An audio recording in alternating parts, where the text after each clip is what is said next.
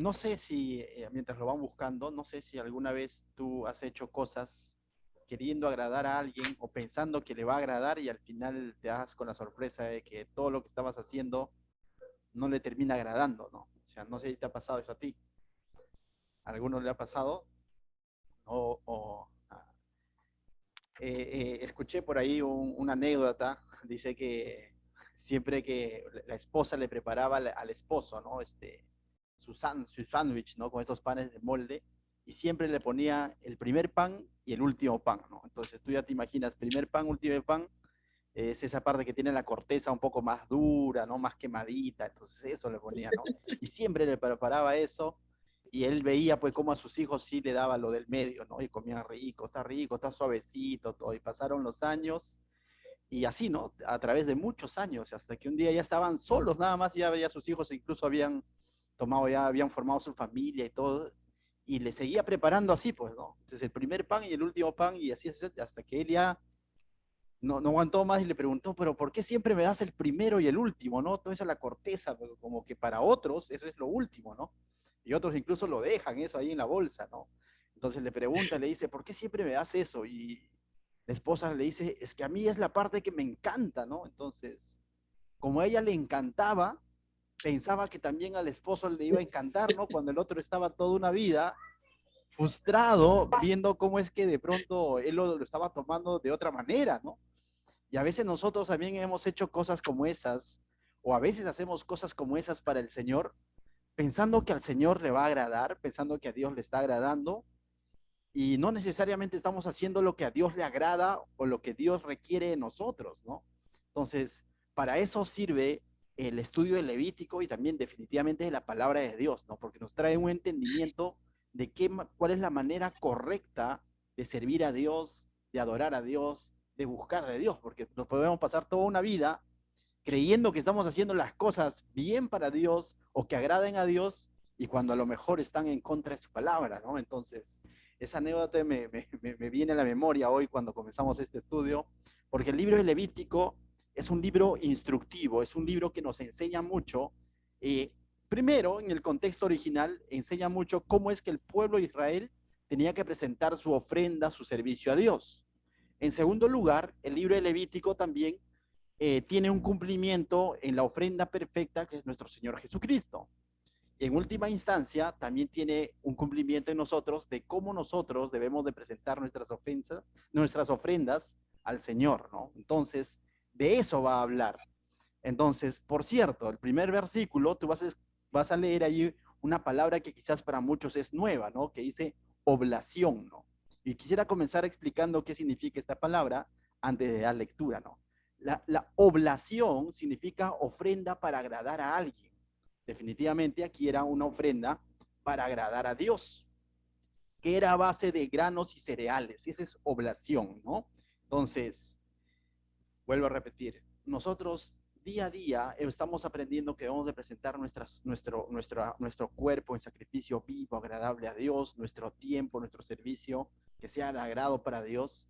Pero la pregunta sería, ¿realmente estará siendo de agrado? Entonces vayamos a la luz de la palabra para que la palabra de Dios sea la que nos dé ese entendimiento de qué es lo que a Dios le agrada, ¿no? No tanto lo que nuestro criterio le agrada a Dios, ¿no? Porque podemos decir, yo ya hice esto para el Señor y a lo mejor el Señor te dice, ese tipo de sacrificios no me agradan, ¿no? Y nos podemos dar con un desazón al final, ¿no? Entonces, vamos a ver en estos 16 versículos, entonces, mis hermanos, esa ofrenda agradable a Dios de parte del pueblo de Israel, esa ofrenda agradable a Dios que es nuestro Señor Jesucristo y esa ofrenda agradable a Dios que Dios está esperando de parte de cada uno de nosotros. ¿Qué tal si me acompañan a orar nuevamente para comenzar a leer verso a verso? Padre mío, te doy gracias esta noche por este tiempo, Señor, el que tú nos traes a meditar en tu palabra, Señor, a meditar en estos textos, Señor, en estos versículos. Y pedimos, Señor, que sea tu Santo Espíritu guiando nuestra mente, nuestro corazón, sea tu Santo Espíritu guiando este estudio, Señor, y hablándonos a cada uno de nosotros, Señor, de acuerdo a la situación que podamos estar viviendo, Señor. Sabemos y creemos que tu palabra es viva y eficaz y tú nos vas a hablar esta noche, Señor. En el nombre de Jesús, la gloria, la honra sea para ti, mi Dios. Amén. Muy bien, vamos a leer entonces los Amén. 16 versículos de corrido y luego vamos a volver poco a poco a ir viendo algunos aspectos en cuanto a la ofrenda. Pero básicamente, quisiera adelantarles, esta es una ofrenda distinta a la que vimos en el capítulo 1. En el capítulo 1 vimos un holocausto de expiación, que era para perdón de pecados, lo que presentaba el pueblo, ¿no? Para que sus pecados les sean perdonados. Y era un sacrificio porque había un derramamiento de sangre. Había un animalito que estaba siendo eh, sacrificado, ¿no? Entonces había muerte. A diferencia, esta ofrenda es una ofrenda de granos, de cereales, ¿no? Entonces, de diferentes formas, vamos a verlos, pero al finalmente estaba hecha a base de granos y no era para perdón de pecados. Esta ofrenda es una ofrenda que nacía también es una ofrenda voluntaria, al igual que la primera, pero es una ofrenda voluntaria que era más allá, que hablaba del agradecimiento que tenía el poblador o el hombre de Israel para con Dios, ¿no? Era el agradecimiento que quería darle, ¿correcto? Entonces, básicamente es eso. Y esta ofrenda, vamos a ver tres tipos de ofrenda, pero básicamente hablan de lo mismo, el agradecimiento y la honra que ellos tenían a Dios a través de esta ofrenda. Del verso 1 al verso 3, vamos a leerlo, dice, ¿no? Es una ofrenda de flor de harina. Y tú dices, flor de harina no nos suena mucho, ¿no? Cuando se habla de flor de harina, se está hablando de una harina selecta, de una harina fina o la mejor calidad de harina, ¿correcto? Entonces, verso 1 al 3 dice, cuando alguna persona ofreciere oblación, recuerda oblación, ofrenda agradable a Dios, su ofrenda será flor de harina, dice, sobre la cual echará aceite y pondrá sobre ella incienso y la traerá a los sacerdotes, hijos de Aarón, y de ello tomará el sacerdote su puño lleno de la flor de harina, de esta harina de mayor calidad, ¿no? Y del aceite, y con todo el incienso lo hará arder sobre el altar para memorial. Ofrenda encendida es de olor grato a Jehová, es decir, es de agradar a Dios. Y dice, y lo que resta de la ofrenda será de Aarón y de sus hijos. Es cosa santísima de las ofrendas que se quemen para Jehová. Es interesante porque aquí vemos otra diferencia con la primera ofrenda, ¿no? No solamente que está hecho a base de harina o de cereales o de granos, sino también vemos de que de esta ofrenda sí el sacerdote podía coger para su sustento, ya que ellos se dedicaban de lleno al servicio en el tabernáculo. De aquí sí dice, claramente lo dice el verso 3, de lo que resta de la ofrenda será de Aarón y de sus hijos. ¿Y quién era Aarón y sus hijos? El sumo sacerdote y los sacerdotes que estaban sirviendo en el tabernáculo, ¿no? Entonces es interesante porque de la primera ofrenda estaba prohibida. La primera ofrenda se daba por completo y era una ofrenda redentora de expiación. Esta es una ofrenda de agradecimiento, de honra a Dios, pero parte de esta ofrenda incluso se veía beneficiado el mismo Aarón y sus hijos. Primer tipo de ofrenda. El segundo tipo de ofrenda lo vemos del verso 4 al 7, mira, o en adelante, mejor dicho. Dice, cuando ofreciere ofrenda cocida en horno, es similar a la primera, pero esta está cocida en horno, es interesante, será de tortas de flor de harina. ¿Ya? Dice, sin levadura amasada con aceite y hojaldres sin levadura untadas con aceite. Dice, esta ya está amasada, ¿no? A diferencia de las otras que eran solamente harinas, esta está amasada y ¿sabes qué? Ya lo llevaban cocida. La primera no, la primera era una harina fina. Esta era una ofrenda cocida en horno, pero de la harina de mayor calidad, dice.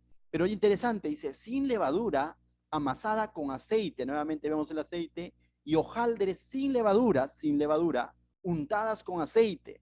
Mas si ofrecieres ofrenda de sartén, no es otra ofrenda, es la misma, pero el que no tiene horno lo podía hacer ¿en qué? En sartén. Será de flor de harina, sin levadura, amasada con aceite, la cual partirás en piezas y echarás sobre el aceite, sobre ella aceites, es ofrenda, dice. Verso 7. Si ofrecieres ofrenda cocida en cazuela, que era una especie de ollas de barro, dice, se hará de flor de harina con aceite. Dice, y traerás a Jehová la ofrenda que se hará de estas cosas y la presentarás al sacerdote, el cual la llevará al altar.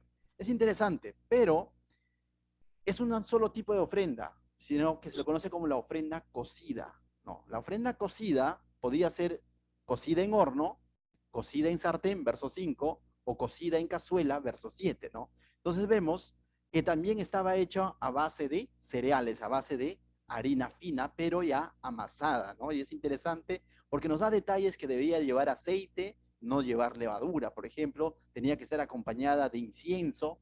Entonces, básicamente también es una ofrenda de cereales similar a la primera, pero la primera era harina pura, mientras que esta ya está cocida. Continuamos, dice, verso 9, no, 8 dice, y traerá a Jehová la ofrenda que se hará de estas cosas, y la presentarás al sacerdote, el cual la llevará al altar. Es otro punto interesante porque aquí toda esta preparación lo hacía, el poblador lo hacía en casa. En casa es donde debía tener su horno, en casa es donde debía tener su sartén o su cazuela, ¿no? Y vemos también cómo el Señor está dando esta oportunidad de que todos puedan participar de esta ofrenda, ¿no? No hay de aquella persona que diga, yo no tengo horno, solo los ricos tienen. Bueno, debes tener un sartén. No tengo sartén, bueno, hazlo en una cazuela, en una olla común que normalmente todo hogar tiene.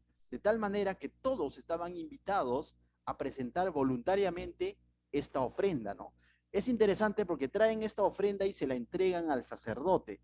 A diferencia del capítulo 1, la ofrenda expiatoria, el sacrificio expiatorio, ¿qué es lo que hacía? La persona traía su sacrificio, ponía sus manos, él mismo la degollaba y presenciaba todo eso. En cambio aquí trae ya algo que ha hecho en su casa, ¿no?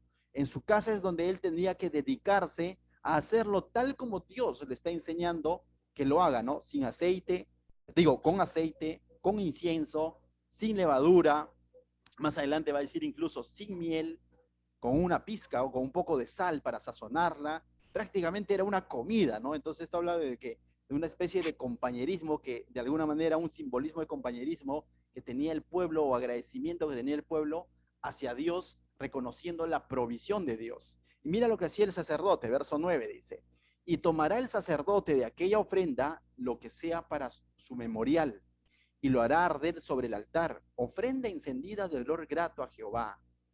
Verso 10. Lo que resta de la ofrenda será de Aarón y de sus hijos. Es cosa santísima las ofrendas que se queman para Jehová. Y es interesante, ¿no? Cuando hace esa aclaración, ciertamente va a haber una porción para Aarón y los sacerdotes, pero al mismo tiempo hace la aclaración de que es cosa santísima la ofrenda que se queman para Jehová. Si Aarón, lo que ya estaba siendo quemado para Jehová, no podía ser tocado por los sacerdotes o sacado para beneficio de ellos. Eso es cosa apartada para quién? Para Dios. Porque ellos ciertamente también eran beneficiados con esta ofrenda que traía el pueblo, ¿no? Pero es interesante, antes de ser consagrado para Dios. Entonces, no es al revés. No es primero para Aarón y lo que sobra para Dios. No, se lo consagraban para Dios y lo que quedaba era para quién? Para Aarón y sus hijos, ¿no? Es interesante el orden.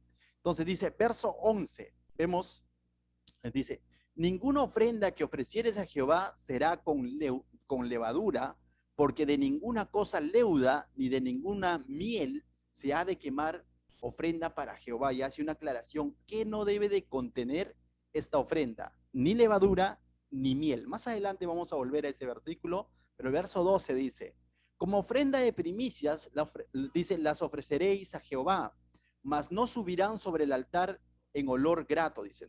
¿No? Es interesante, también ellos podían entregar como ofrendas de primicia, dice, mas no subirán sobre el altar en olor grato, ¿no? Lo que era entregado como primeros frutos no necesariamente era este tipo de ofrenda del cual estamos hablando. Verso 13 dice, y sazonarás con sal toda la ofrenda que presentes. Es interesante. Sazonarás con sal toda la ofrenda que presentes y no harás que falte jamás de tu ofrenda la sal del pacto de tu Dios.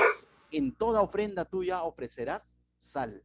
Además, aparte de aceite, de incienso, ¿qué más debía tener esta ofrenda? Aparte de la harina, por cierto, sal. Y ahora el verso 14 al 15 nos está hablando de una tercera clase de ofrenda, pero también a base de granos. Mira lo que dice. Si ofrecieres a Jehová ofrenda de primicias, dice, tostarás al fuego las espigas verdes y el grano desmenuzado ofrecerás dice, como ofrenda de tus primicias. Esto ya es granos, ¿no? Son granos. El primero era harina, el segundo era una masa, un pan prácticamente a base de harina, y estos son granos, ¿no? Dice, tostarás al fuego las espigas verdes y el grano desmenuzado ofrecerás como ofrenda de tus primicias. Verso 15, y pondrás sobre ella aceite y pondrás sobre ella incienso. Nuevamente vemos los mismos elementos. Es ofrenda, dice. Y el sacerdote hará arder el memorial de él, dice, de él, parte del grano desmenuzado y del aceite, dice, y todo con el incienso es ofrenda encendida para Jehová. Estas tres ofrendas también eran presentadas y también eran ofrendas encendidas. ¿Y que era una ofrenda encendida? Que era una ofrenda que era quemada para Dios. Pero a diferencia del capítulo 1 de la ofrenda expiatoria, vemos de que aquí no hay derramamiento de sangre, no hay muerte, no hay expiación. No ha dicho para que tus pecados sean perdonados, sino en todo momento vemos que es una ofrenda, como dijo el versículo 1, es una oblación, es una ofrenda agradable para Dios, era una ofrenda de agradecimiento, de honra a Dios, agradeciendo su sustento. Y lo podían hacer de diversas maneras, como harina fina, como masa cocida o harina cocida, o podían hacerlo como granos, ¿no? Granos dice, pero da toda la especificación. Pero es interesante que Dios proveyó las instrucciones para que ninguno del pueblo tenga pretexto de decir, yo no puedo presentar esta ofrenda. Por cierto, las tradiciones judías dicen que esta ofrenda no se presentaba por sí sola. No es que había un día para presentar la ofrenda de granos, no, o la ofrenda de cereales, sino que esta ofrenda acompañaba a otras ofrendas. Por ejemplo, a la ofrenda del capítulo 1, a la ofrenda expiatoria, esto acompañaba, ¿no? Aparte de llevar su animalito, la persona llevaba esta ofrenda como agradecimiento. Pero recuerda, esto acompañaba a la primera ofrenda. No podía ser de que de pronto yo no quiero presentar expiación por mis faltas, no quiero presentar, pero sí quiero llevar esto. No, no había eso. Esto solo no funcionaba. Esto acompañaba a la primera ofrenda. Eso es interesante. Pero tiene ciertas características en las que Dios es puntual en esta ofrenda. Ya hemos visto que son tres tipos, ¿ya? Pero hay tres cosas o tres ingredientes adicionales, ya sea a la harina, ya sea a la masa o ya sea al grano. Hay tres ingredientes que Dios pone en claro que debe de llevar la ofrenda, que era el aceite, ¿no? El aceite lo hemos visto en cada una de las tres ofrendas. Puede ser amasada con aceite, sobre ella echarás aceite, o tendrá aceite. Entonces el aceite era fundamental, tenía que llevar aceite. Y vamos a ver que el aceite más adelante es un simbolismo, muchos de ustedes lo saben, es un simbolismo del Espíritu Santo. Pero el aceite también es un elemento fundamental en la cocina. Recuerda que esta ofrenda el pueblo lo preparaba en su casa, no lo preparaba en el tabernáculo.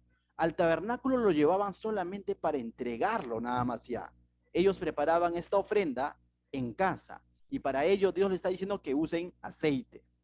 Este aceite que se encarga de unir toda la masa.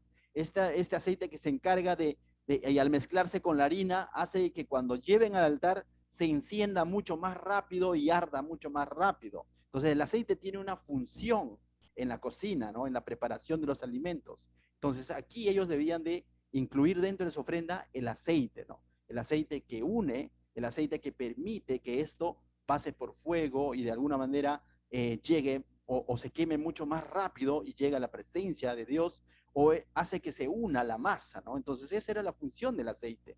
Pero también les dice en el verso 1, en el verso 2, en el verso 15, que deberían de acompañar su ofrenda con incienso, ¿no? ¿Y qué es lo que hacía el incienso? Lo que el incienso hacía que la ofrenda llegue o bote o brote de la ofrenda o de la masa o de la harina o del grano un olor fragante, ¿no? Eso es lo que hacía el incienso, de que brote un olor fragante, un olor agradable, ¿no? Rico, ¿no?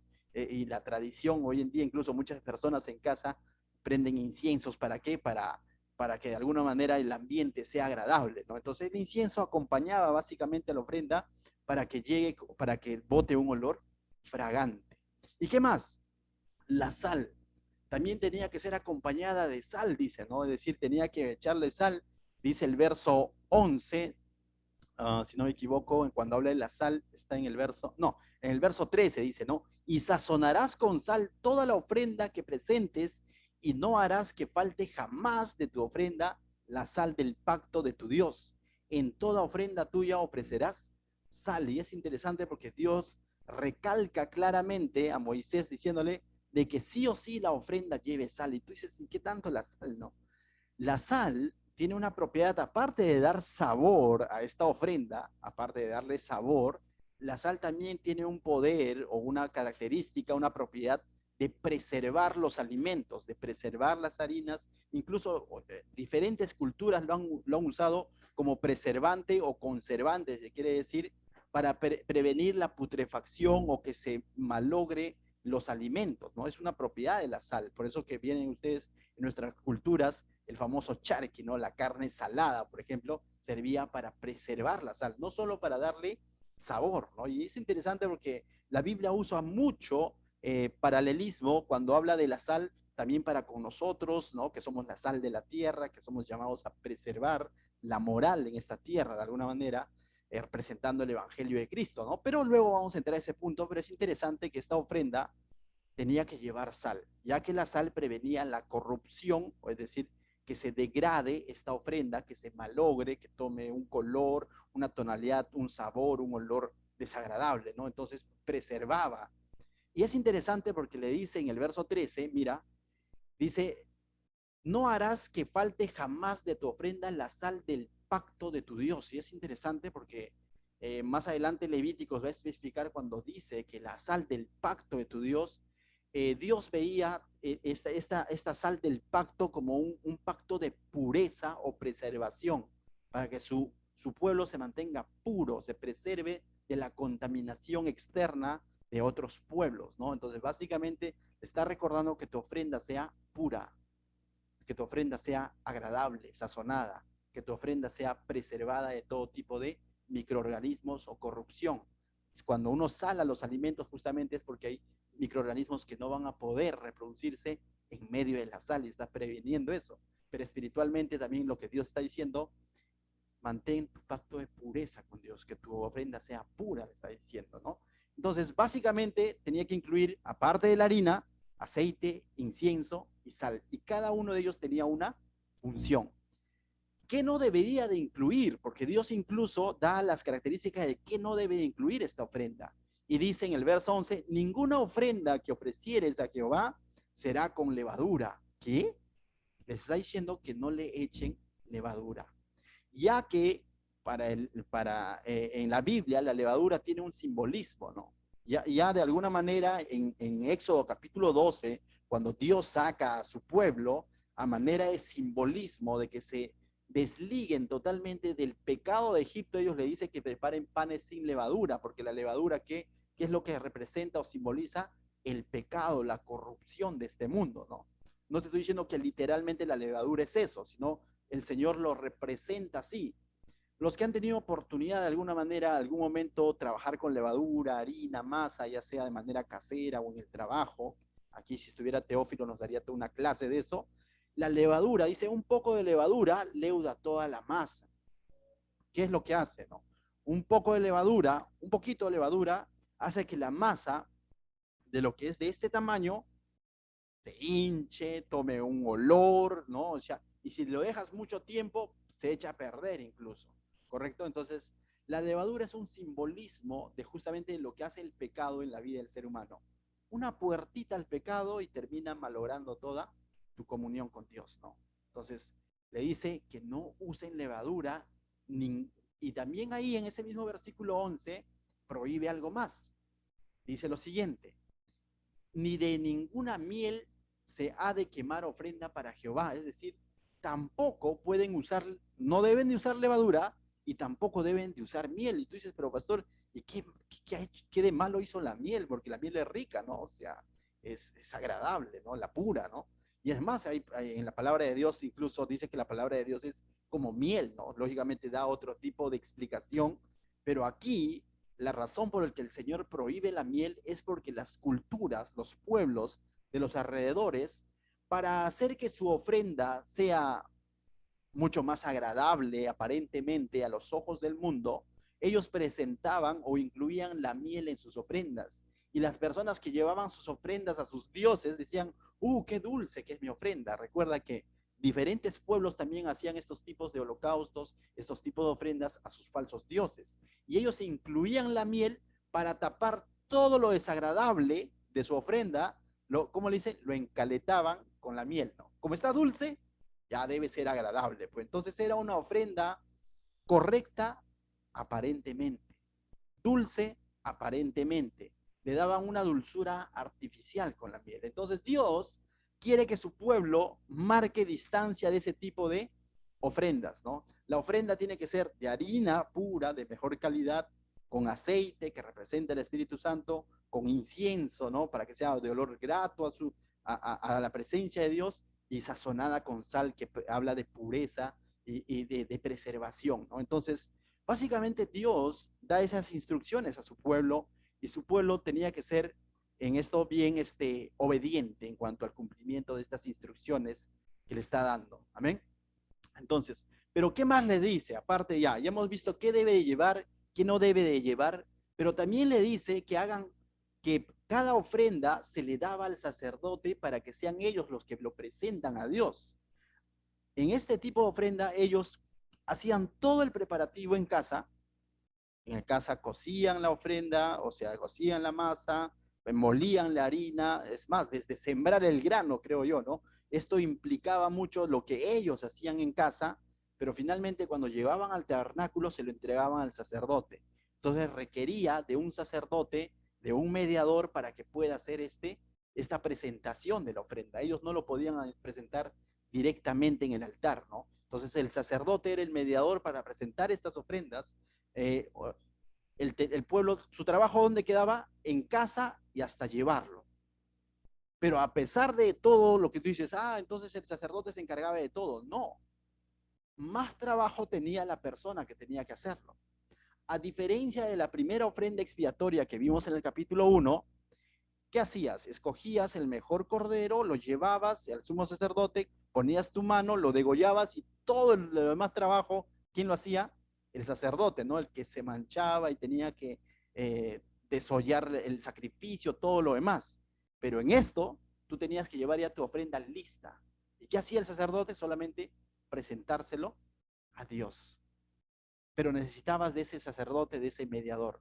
Pero al mismo tiempo hablaba de lo que tú hacías cuando de pronto no estabas en público, cuando de pronto tú eras el responsable si realmente le estás echando sal a tu ofrenda, tú eres el responsable si realmente le estás echando aceite a tu ofrenda, tú eres el responsable si realmente tu ofrenda era de harina de flor, o de flor de harina, o de harina pura, o de harina fina.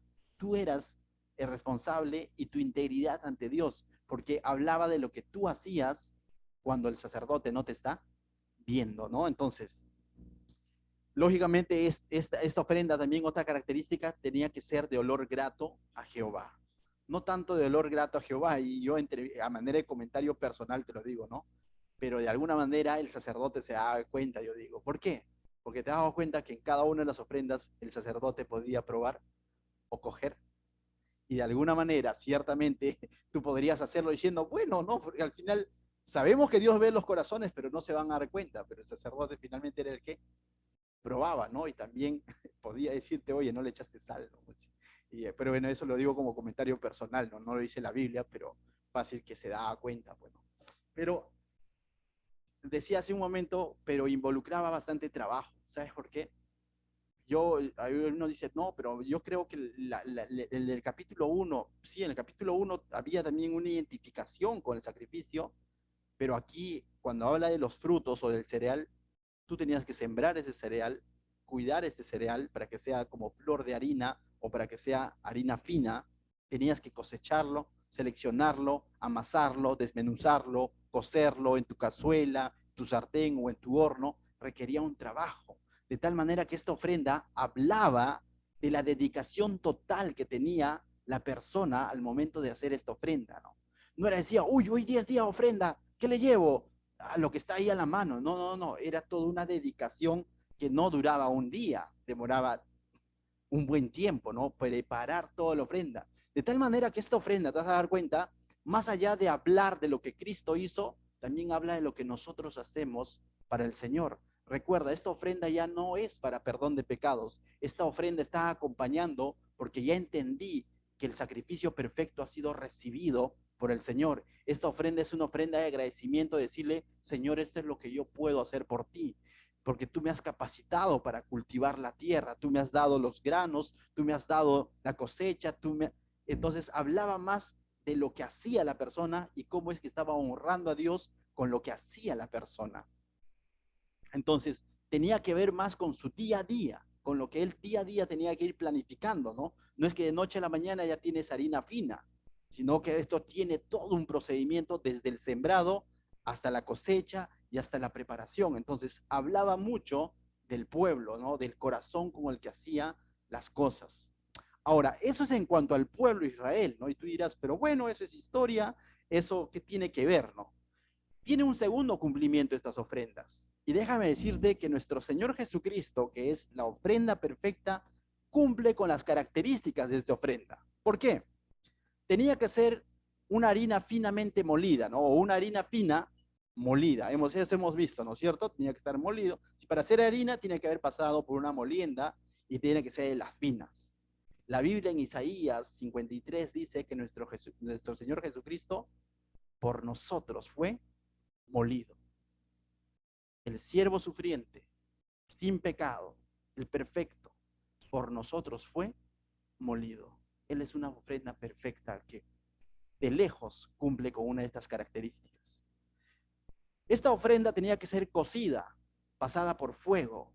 ¿A quién le cabe duda de que nuestro Señor Jesucristo pasó por fuego? Recordemos Getsemaní, cuando él mismo sabía lo que se le venía, a él no le agarraron por sorpresa. Él dijo, a mí no me quitan la vida, yo la entrego. En Getsemaní dijo, Padre, que se hágase tu voluntad. Es claro para nosotros que el Señor Jesucristo sufrió en la cruz. Sufrió ciertamente el agravio, pero al mismo tiempo tuvo un gozo delante de él, tu vida cambiada.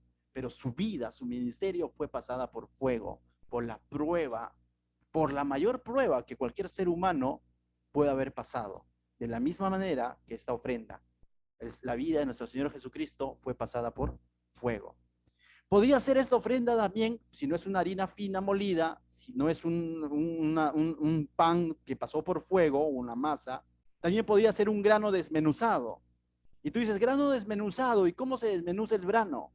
El grano se desmenuza llevándolo a unas enormes plataformas de piedra y donde normalmente los que han tenido la oportunidad de ver la cosecha de trigo en la sierra o en provincia, normalmente bien pasa el caballo pisando, el animal o el burro, o en último de los casos, cogen un palo y comienzan a darle duro a, a toda la cosecha, ¿no? A zarandearlo como a trigo. Bueno, Jesús también usó estas palabras para hablarse a Pedro, ¿no? Pero el que fue más zarandeado fue él. Fue el golpeado, abofetado, fue el flagelado. Él fue desmenuzado ese grano para que salga el fruto de su ministerio. No bastó con que él diga, yo soy el Hijo de Dios y los amo, sino que él permitió que su vida sea golpeada para que se evidencie el fruto. Mira lo que dice Juan capítulo 12, verso 23. Jesús le respondió diciendo, ha llegado la hora para que el Hijo del Hombre sea glorificado. Bueno, y de pronto bajó una nave y se lo llevó. No, dice, de cierto os digo, que si el grano de trigo no cae en la tierra y muere, queda solo. Pero si muere, lleva mucho fruto. ¿Y a quién hacía referencia cuando decía esto el Señor Jesucristo? A su persona. Está diciendo, ha llegado el momento de que yo voy a ser glorificado, pero voy a caer en tierra y voy a morir. Pero esa muerte va a traer mucho fruto. Y el libro de Hebreos dice que ese fruto eres tú, soy yo, porque él tenía un gozo delante de él, que eran las vidas cambiadas, de tal manera que él padeció la cruz, menospreció la cruz, vivió la cruz, permitió ser desmenuzado, morir por ti, pero eso dio mucho fruto, su resurrección y tu resurrección y vida eterna. De lejos, Él es ese grano desmenuzado y cumple con esa característica de la ofrenda. Además, recordemos, cuando estábamos hablando de granos, harina, grano, masa cocida, grano desmenuzado, esto nos lleva a pensar en pan, ¿no? ¿Cuántos ya tienen hambre? Nos lleva a pensar en pan, diciendo, y Jesús dijo, yo soy el pan de vida. Juan 6:47 dice, de cierto os digo, el que cree en mí tiene vida eterna, y yo soy el pan de vida. Eres esa ofrenda que llegó con olor grato, fragante a la presencia de Dios, que permitió ser cocido, permitió ser flagelado, permitió ser molido. Mil disculpas, continuamos, ¿no? Entonces decíamos que el Señor Jesús es ese pan de vida que cumple de lejos con las características de esta ofrenda. Porque para tener un pan corriente pasa por todo un proceso. Desde que comienza, desde clasificación del grano, desde moler el grano, convertirla en harina, amasarla con aceite, echarle su sal, luego llevarla al horno, todo eso. Y ese es el Señor Jesús. Y dice, yo soy el pan de vida, que permitió, por amor a ti, permitió que su cuerpo sea molido en una cruz, permitió pasar por fuego en la cruz, permitió ser desmenuzado por ti, para que salga ese fruto que nos lleva a la vida eterna. Entonces, ese es nuestro Señor Jesucristo que cumple con cada uno. Además, esta ofrenda también tenía un ingrediente importante que era el aceite, ¿no? Y el aceite, hemos dicho en más de una oportunidad, el aceite es un simbolismo con el que ungían, consagraban las cosas. Pero finalmente este aceite apuntaba a la unción del Espíritu Santo. Y nos queda claro que el Espíritu Santo vino y ungió a nuestro Señor Jesucristo. En los evangelios vemos claramente cuando Él se estuvo bautizando, la voz en el cielo y cómo el Espíritu Santo desciende, ¿no? Es más, en Lucas 4, el mismo Señor Jesucristo, en el verso 18, Él mismo afirmó que el Espíritu Santo había venido sobre Él. Y dice así, el Espíritu del Señor está sobre mí, dijo, por cuanto me ha ungido para dar buenas nuevas a los pobres. Me ha enviado a sanar a los quebrantados de corazón, a pregonar libertad a los cautivos, a dar vista a los ciegos, a poner en libertad a los oprimidos, a predicar el año agradable del Señor. Así como esta ofrenda debía de tener el aceite, que habla de la unidad, que habla de que hace de que esta ofrenda sea consagrada para Dios, de la misma manera nuestro Señor Jesucristo, cuando ejerció su ministerio como hombre aquí en la tierra, fue ungido por el Espíritu Santo, de tal manera que Él es una ofrenda agradable a Dios y cumple de lejos con los requisitos de esta ofrenda. También esta ofrenda, dice, tenía que tener incienso, ¿no? El incienso que es de olor grato, dice, ¿no? El incienso que hacía que la ofrenda sea de olor grato, agradable a Dios. Y a quién le cabe duda de que el sacrificio de Cristo ha sido un sacrificio agradable a Dios. Definitivamente su vida misma muestra de que ha sido agradable a Dios en más de una ocasión y en su muerte también fue agradable a Dios. Efesios 5:2 dice, como también Cristo nos amó y se entregó a sí mismo por nosotros, ofrenda y sacrificio a Dios en olor fragante. Nuestro Señor Jesucristo no necesitó de un incienso para hacer un olor fragante. Su vida de obediencia fue agradable a nuestro Dios. Ahora, esa ofrenda tenía que tener sal y la sal habla de pureza. ¿A quién le cabe duda que nuestro Señor Jesucristo tuvo una vida y un ministerio de pureza? Puro. La Biblia dice que en Él no se halló pecado, ¿no? La Biblia habla de que, es más, Él nos ha encomendado a nosotros ser sal de la tierra. El Señor, evidentemente vemos cómo el Señor Jesucristo en su ministerio vino y restauró muchas cosas que se habían perdido a causa del pecado. Algunas culturas, y también quizás has escuchado, usan sal para curar, ¿no? Para curar, dice, la carne, ¿no? Para preservar la carne. Ese sentido tiene el ministerio del Señor Jesús cuando vino aquí en la tierra. Vino a restaurar lo perdido o lo que se estaba perdiendo. Y vemos claros ejemplos de cómo Él restauró vidas. Definitivamente Él es la sal de la tierra. Y por eso que a nosotros nos encomienda a también ser sal en este mundo. Entonces, definitivamente también cumplió con esta característica la ofrenda. ¿Qué más? Esta ofrenda no debería tener levadura. ¿Y qué simboliza la levadura? Pecado. La Biblia dice que en él no se halló pecado. Él no pecó. Cargó nuestros pecados, pero no se halló pecado, no cometió pecado. De lejos cumple también con una característica de esta ofrenda. La Biblia también dice que no debería tener miel, ¿no? Esta ofrenda no debería tener miel. Y es interesante porque miel, vuelvo a decirlo, que lo usaban en el contexto de que hacían otros pueblos, llevaban estas ofrendas con miel para mostrar una apariencia de dulzura, pero cuando por dentro era una ofrenda podrida, por así decirlo, ¿no? Corruptible, por así decirlo. Nuestro Señor Jesucristo, cuando vino aquí a la tierra, no buscó gloria de hombres, no buscó apariencias, sino que su vida misma era dulce, pero al mismo tiempo él estuvo dispuesto a experimentar lo más amargo que puede tener este mundo, por amor a ti y por amor a mí. El Salmo 69, verso 21, es un salmo mesiánico. ¿Qué significa un salmo mesiánico, pastor? Es un salmo que habla de lo que Jesús iba, o lo que iba a suceder con Jesús. Y el Salmo 69, 21 dice, me pusieron además hiel por comida, y en mi sed me dieron de beber vinagre. Es un salmo que fue escrito miles de años antes al sacrificio de Cristo, pero vemos que él cumplió con este salmo. Cuando pidió y tenía sed, ¿qué le dieron? Vinagre, ¿no? Y ese es un simbolismo de que él soportó, probó lo más amargo de este mundo. No vino a agradar a los hombres, vino a agradar al Padre. No vino a cumplir apariencias, vino realmente a entregar su vida. Ciertamente, su ministerio no fue con miel, o su ofrenda que él entregó no fue con miel de apariencia, sino realmente en él hay dulzura, pero una dulzura innata en él, ¿no? Que no vino a agradar al ser humano. Ahora, esta ofrenda requería un mediador, ¿te das cuenta? Definitivamente, él es el único mediador. En eso sí, podemos ver de que él no requirió un mediador.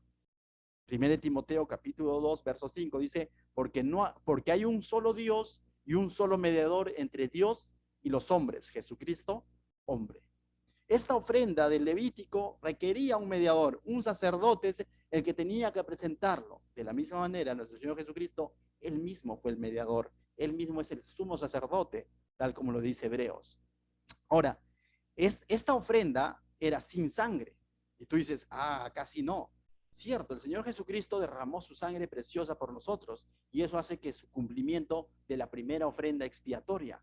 Pero no solo la muerte de Cristo fue la ofrenda en sí, sino su vida misma. Él, aún sin morir, ya era una ofrenda agradable a Dios. Aún sin morir en la cruz, ya su ministerio de por sí agradaba a Dios. Hacía la voluntad de Dios, aún sin llegar a morir. Y aunque llegó a morir y a derramar su sangre, dando cumplimiento a la primera ofrenda expiatoria, pero también cumplió con esta ofrenda en el sentido de que él no, si no hubiese morido, igual su vida fue de agrado para Dios. Juan 8:29 dice, porque el que me envió conmigo está, no me ha dejado solo, el Padre, porque yo hago siempre lo que a él le agrada. Tenía una vida de obediencia. Y en diferentes momentos de los evangelios él dice que lo que hace es la voluntad del Padre. Lógicamente, finalmente llegó a morir y a derramar su sangre preciosa, pero su vida sin muerte igual fue de agrado y de ofrenda para Dios. A veces decimos, estoy dispuesto a dar mi vida por Dios. No, estoy dispuesto a morir por Dios, pero también deberíamos de decir, estoy dispuesto a dar todo lo que me queda de vida para Dios. No solamente morir por Dios. Dios te quiere vivo. Ahora, como estás, en el estado en el que estás, debemos ser ofrenda agradable a Dios con lo que hacemos. Pero eso ya habla de la ofrenda con respecto a nosotros. Hemos hablado de la ofrenda con respecto al pueblo de Israel, cómo tenían que presentarlo. Hemos hablado cómo es que nuestro Señor Jesucristo ha cumplido con las características de esta ofrenda. Pero pastor, ¿qué en cuanto a nosotros? Nosotros de alguna manera podemos aprender algo de esta ofrenda. Mucho tenemos que aprender de esta ofrenda que ellos presentaban. Recuerda, era una ofrenda que debería de honrar y agradecer a Dios, demostrar el agradecimiento que tenemos con Dios. Esta ofrenda no es para que Dios perdone tus pecados, de tal manera que tú puedes hacer cosas no para que Dios perdone tus pecados. Las ofrendas que hoy en día nosotros podemos presentar a Dios ya no es para perdón de pecados, porque esa ofrenda ya fue presentada una vez y para siempre. Fue el sacrificio de Cristo. Pero podemos hacer muchas cosas en agradecimiento a Dios, en honra a Dios. Y en eso nos vamos a asemejar a esta ofrenda. Esta ofrenda tenía que ver con lo que hacía el pueblo de Israel en la casa, en la vida diaria, en un tiempo prolongado.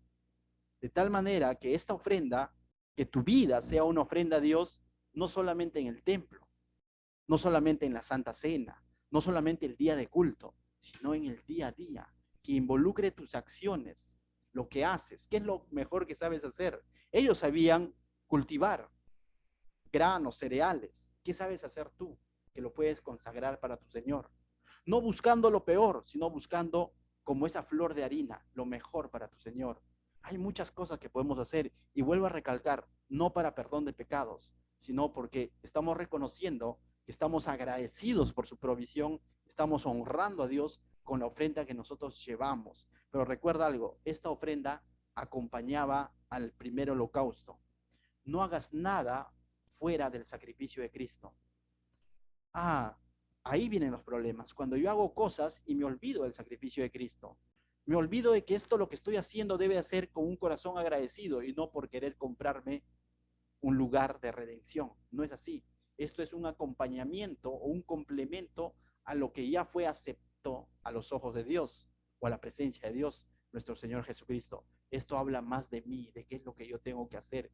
Entonces habla más de que, Señor, ¿qué puedo hacer por ti en acción de gracias? Ya no para que me perdones, ya no para que me des salvación, sino ahora que soy salvo, ¿qué puedo hacer por ti? De eso habla. Y hay muchas cosas que quizás vienen a tu mente y dices, yo, oh, ¿verdad? Tal cosa le prometí a Dios y no lo estoy haciendo. Pueden venir muchas cosas, pero déjame decirte que también todo lo que tú hagas, que de alguna manera cumplan con las características de esta ofrenda. Primera característica de esta ofrenda era ungida con aceite, que tu ofrenda sea ungida por el Espíritu Santo, guiado por el Espíritu Santo. Que lo que tú haces por Dios no contriste al Espíritu Santo, sino hable de una llenura del Espíritu Santo. Y será una ofrenda agradable a Dios en la medida en la que esté siendo ungida por el Espíritu Santo. Efesios 5:18 es claro cuando dice, no os embriaguéis con vino, en lo cual hay disolución, dice, antes bien sed llenos del Espíritu Santo. Dice, debemos de ser llenos del Espíritu Santo. En el vino, dice, hay disolución, dice. Pero mira lo que Pablo, cuando escribe esta carta, a veces cuando hablamos de llenura del Espíritu Santo, de ser guiados por el Espíritu Santo, pensamos que tienen que ser cosas sobrenaturales o de pronto, no sé, no, tiene que haber un resplandor y luces, no sé, o hablar en lenguas. Muchas veces se le puede relacionar así. Recuerda, estamos hablando de ofrendas que eran presentadas y que hablaban de la vida cotidiana del ser humano y también de la misma manera. Si tú sigues leyendo Efesios 5, verso 19, dice, hablando entre vosotros con salmos, con himnos y cánticos espirituales. Una evidencia de que tu vida está siendo llena del Espíritu Santo es cuando no dejas de alabar a Dios con tus labios. Y no me refiero solamente en el templo, o que ciertamente en el templo cantamos, o en las reuniones cantamos himnos, cantos a nuestro Dios, pero siempre tienes que estar dando testimonio de Dios. Eso es hablar maravillas de Dios. Eso nos remonta un poco a Hechos, ¿no? Que cuando fueron llenos del Espíritu Santo, comenzaron a hablar maravillas de Dios. ¿Y cuáles son esas maravillas de Dios? Testificar de Cristo. A eso nos llama Dios. Una ofrenda que tú puedes presentar a Dios llena del Espíritu Santo es no te quedes callado cuando tengas que manifestar a Cristo a otras personas. Dice un jovencito vino donde su pastor y le dijo, pastor, ore por mí, por favor, porque me voy a ir de excursión, de viaje con unos amigos y ninguno es cristiano, ¿no? Entonces, ore por mí. El pastor oró por él y de pronto, después de una semana, volvió y le dijo, ¿qué tal? ¿Cómo te fue en tu viaje? Ya, pastor, nadie se dio cuenta que yo era cristiano. Uf, dijo. Y a veces nuestra oración es esa, ¿no? Señor, que no se den cuenta que soy cristiano. Cuando nuestra oración debe ser, Señor, ayúdame a dar testimonio de ti. Habla. quizás con himnos y cánticos en la congregación, en nuestras reuniones, pero hay muchas maneras de alabar a Dios con nuestras bocas, con nuestra boca, ¿no?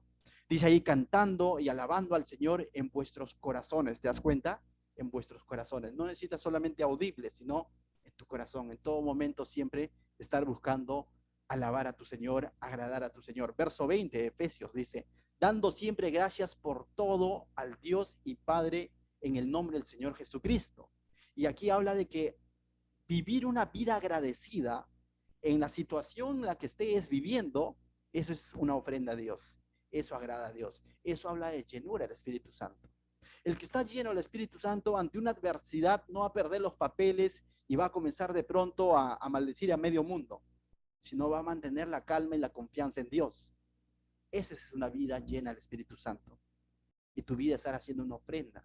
Cuando las personas digan, pero si esa persona está pasando situaciones peores que yo, pero su confianza sigue en Dios. Eso es dar testimonio de Dios. Eso es llenura del Espíritu Santo. Verso 21 de Efesios 5 dice, someteos unos a otros en el temor de Dios. El someterte unos a otros y no dejar que el yo, el ego salga a flote, habla de llenura del Espíritu Santo. Entonces te das cuenta que cuando la Biblia nos insta a estar lleno del Espíritu Santo, no te está diciendo y de pronto levitarás y no sé, ¿no? Y como a veces dicen, ¿no? Y los demonios caerán y tantas cosas. Son cosas tan sencillas como dar testimonio de Cristo, como alabar a nuestro Dios, como someternos unos a otros, que tanto nos cuesta, ¿no? La humildad.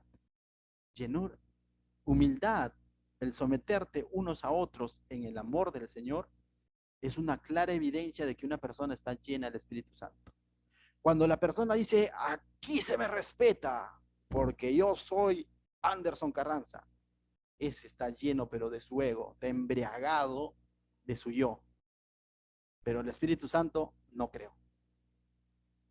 Pero aquel que dice, conversemos, perdóname, he fallado, y se somete, y muchas veces reconoce sus errores, ese es lleno del Espíritu Santo. Esa es una ofrenda agradable a Dios. Entonces, no se trata de hacer las cosas para Dios por hacer, porque de pronto estaremos dándole quizás un sándwich con el primer pan del pan de molde, con la primera tapa y la última, ¿no? Equivocadamente.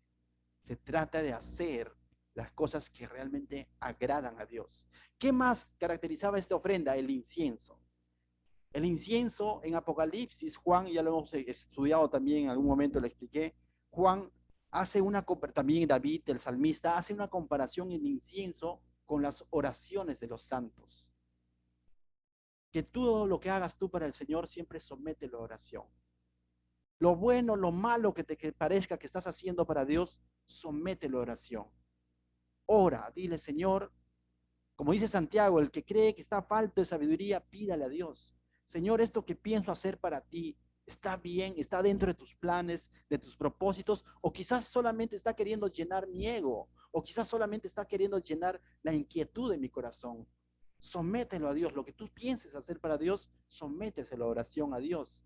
Y Él dice, te dará, no te va a mezquinar cuando tú pides sabiduría aparte de Dios. ¿Qué más? Este incienso tenía que ser sazonada con sal, ¿no? La sal habla de pureza, ¿no? Habla de preservar algo, ¿no? Habla de que era un agente anticorrupción, se quiere decir, que no permitía que se corrompa los alimentos. De la misma manera, lo que tú haces para el Señor, que esté sazonada con sal, con la sal de Cristo, que sea agradable a Dios, que hable, que sea puro, que no sea mitad bueno, mitad malo, como ya les dije la semana pasada en cuanto a Saúl, no. Algo que Dios le había prohibido, él dijo, pero si se lo presento en sacrificio a Dios, como para espiritualizar la cosa, y al final estaba corrompido ese sacrificio. Y el Señor le dijo, obediencia quiero. O como Ananías y Zafira, ¿no? De que algo que aparentemente era bueno, pero con un poquito de mentirita ahí. Estaba corrompido. Entonces, lo que hagamos para el Señor, realmente que sea algo sin corrupción, que sea algo puro, algo que preserve, algo que sea conservado para Dios. ¿Qué más no tenía que tener ahora? ¿Qué no tenía que tener esta ofrenda? Levadura. Esta ofrenda debía de ser sin levadura, porque levadura es, ¿qué cosa? Sinónimo de pecado. Pablo en su carta a los Corintios, a la iglesia, mira, en el capítulo 5, verso 5 les dice, limpiaos pues de la vieja levadura. Tú dices, pero si ya era la iglesia, ellos ya estaban limpiados del pecado. Sí, pero hay una vieja levadura. Dice, para que seáis nueva masa, sin levadura, como sois. Le dice, total, ¿somos sin levadura, Pablo? ¿O cómo es, no? Porque dice, le está diciendo que son sin levadura, que en ellos ya no debe de haber pecado. Pero al mismo tiempo le dice, límpiense de la vieja levadura. ¿Y qué es la vieja levadura? En los Corintios era la religiosidad.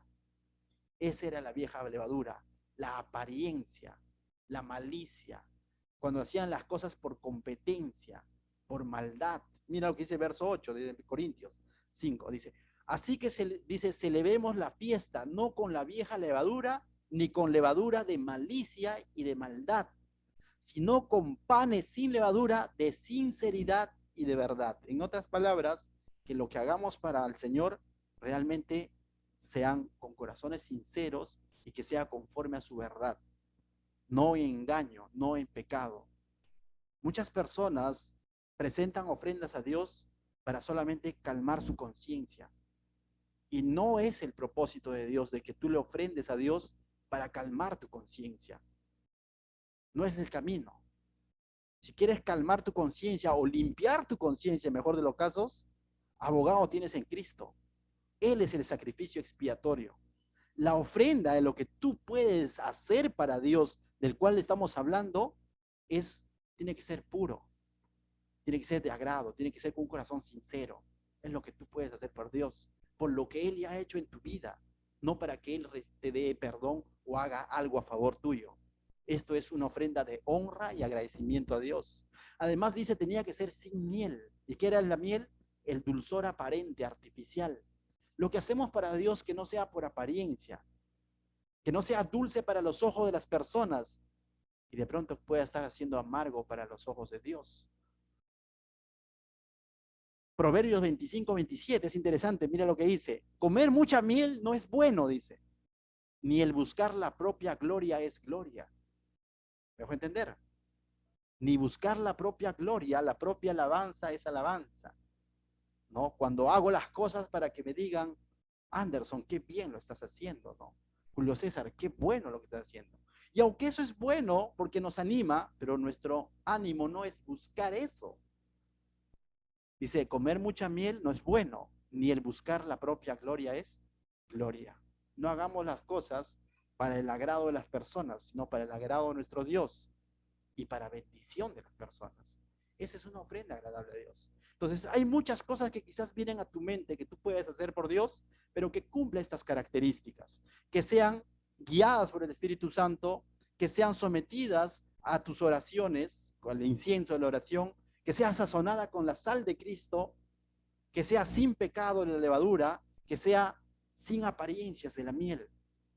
Pero, ¿sabes? Recuerda que para presentar esta ofrenda necesitaban un mediador, un sacerdote.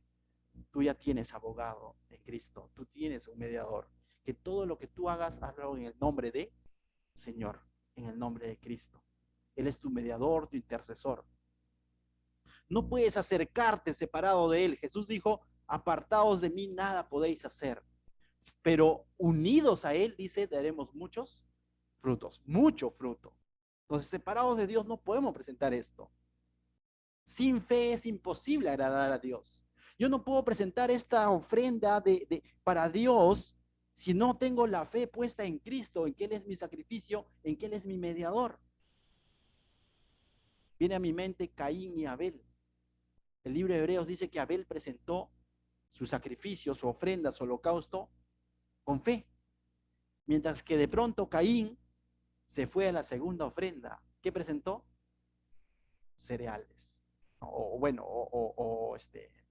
hortalizas, ¿no? Cultivos. Pero se olvidó del sacrificio que Dios había puesto en el corazón del ser humano. Abel, indirectamente, no sé si conscientemente, pero con fe, estaba presentando un sacrificio que apuntaba a Jesucristo antes que presentar el esfuerzo de sus manos.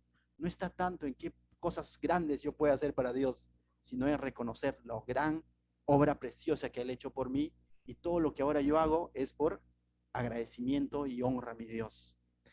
Esta ofrenda tiene que ser agradable definitivamente, tiene que llegar a Él con olor grato, ¿no? Entonces, y si de pronto tú dices, pero pastor, ya, yendo a algo más puntual, ¿qué le agrada a Dios, no? Y de pronto queremos decir, ¿qué le agrada a Dios? En la Biblia hay muchos pasajes en el que se nos dice explícitamente que le agradan a Dios. Una de ellas dice, sin fe es imposible agradar a Dios. Entonces, una de las cosas que puedes hacer para Dios es mantener tu confianza en Él, mantener tu fe, tu mirada puesta en Él. Esa es una ofrenda agradable a Dios, que confíes en todo lo que hagas en Dios. Pero hay otras cosas más, yo te voy a dar unas cuantas y con eso terminamos. Dice, Hebreos 13:15 dice, así que ofrezcamos siempre a Dios por medio de Él sacrificio de alabanza, es decir, fruto de labios que confiesan su nombre. ¿Qué es lo que podemos presentar, dice a Dios? Frutos de labios que confiesan su nombre. Hace un momento te dije, abre la boca cada vez que puedas dar testimonio de nuestro Dios. Esa es muy buena ofrenda. El día domingo vamos a ir con un grupo de hermanos a, a Santa Rosa, se llama este lugar, la 41, a llevar un poco de ropa, dulces, para premios para los niños. Pero si solo hiciéramos eso, de pronto dirían, qué buenos hombres que son ellos. O mira, parece que son de una ONG. Pero déjame decirte, pero si en medio de todo ese proceso de llevar esta ayuda, proclamamos el nombre de Cristo, eso es realmente el propósito de Dios. Y que las personas glorifiquen a Dios y no al hombre. Abre tu boca, abre tu boca. Esa es una de las cosas que constantemente tiene que resonar en tu corazón. Cuando hay la oportunidad de hablar de Cristo, siempre va a haber una oportunidad. Abre tu boca. Dice, fruto de labios que confiesan su nombre. Ese es algo que podemos ofrecerle, tal como nos dice el libro de Hebreos. En el verso 16, mira lo que dice Hebreos, hablando de qué podemos ofrecerle. En el verso 16 dice, y de hacer el bien y de la ayuda mutua. Es decir, el amor, la preocupación por el prójimo. No os olvidéis, dice, porque nos podemos olvidar, porque tales sacrificios se agrada a Dios. ¿Qué? Frutos de labios que confiesan, sacrificio de alabanza, ayuda mutua, eso agrada a Dios. Cuando no estábamos en Cristo, ¿quién era la prioridad en nuestra vida? Yo. Y en segundo lugar, yo. Y en tercer lugar, yo. Pero ahora que estamos en el Cristo, nuestra prioridad tiene que ser Dios, de pronto el prójimo, tus próximos, tu familia, pero también mucho más allá. Y ámalos como a ti mismo, dice la Biblia, ¿no? Entonces, no podemos olvidarnos de eso. Dice, la ayuda mutua, no os olvidéis, porque tales sacrificios se agrada Dios. Y así podemos encontrar, mis hermanos, en la Biblia muchas palabras, muchas cosas que agradan a Dios. Romanos 14, verso 18 dice, porque el que en esto sirve a Cristo, agrada a Dios. Y tú dices, ¿cuál es esto? Retrocedes al verso 15, mira lo que dice. Porque dice, cuando ya no andas conforme al amor. Dice, pero si por causa de la comida tu hermano es contristado, ya no andas conforme al amor. Entonces, ¿de qué se agrada a Cristo? De que andes conforme al amor. Y Pablo los está corrigiendo. Eso habla de andar en amor, amor al prójimo. Muchas veces perdemos ese amor al prójimo y nos volvemos un poco egocéntricos y pensamos solamente en nosotros. No olvides el amor al prójimo, ¿no? Eso agrada a Dios, dice. Efesios 5:8 también dice, en el verso 10, digo, Efesios 5:10 dice, comprobando lo que es agradable al Señor. Y si tú retrocedes versículos de atrás, habla de andad como hijos de luz. ¿Y qué es andar en los hijos de luz? Entendiendo que Él todo lo ve, todo lo sabe. Eso también agrada a Dios. Todo lo que puedas hacer cuando otros no te ven, eso le agrada a Dios.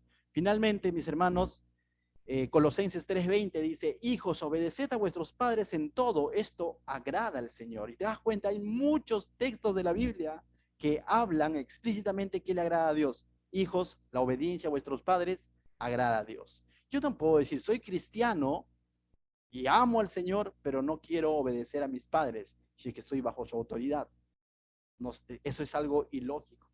Entonces hay maneras prácticas de ofrendarle a Dios con nuestra vida, con nuestro diario vivir. Por último, Efesios 2:10 dice, porque somos hechura suya, creados en Cristo Jesús. Hemos sido creados en Cristo Jesús por su sacrificio. Pero mira lo que dice, creados en Cristo Jesús para buenas obras. Y esas buenas obras no van a ser buenas obras si primero no he sido creado en Cristo, si primero no reconozco su sacrificio de expiación por mis pecados. Cuando yo he reconocido el primer sacrificio, ahora puedo hacer la segunda ofrenda de los cereales, por así decirlo, lo que habla de lo que yo puedo hacer por Dios, que sea guiado por el Espíritu Santo, que sea sometido a mis oraciones, que sea sazonada con la cruz, con la sal de Cristo, que sea apartado de la levadura del pecado, de la apariencia de la miel, y que sea agradable a Dios. Eso es lo que nos quiere enseñar Levíticos esta noche, mis hermanos. ¿Qué tal si oramos? Padre mío, te doy gracias, Señor, esta noche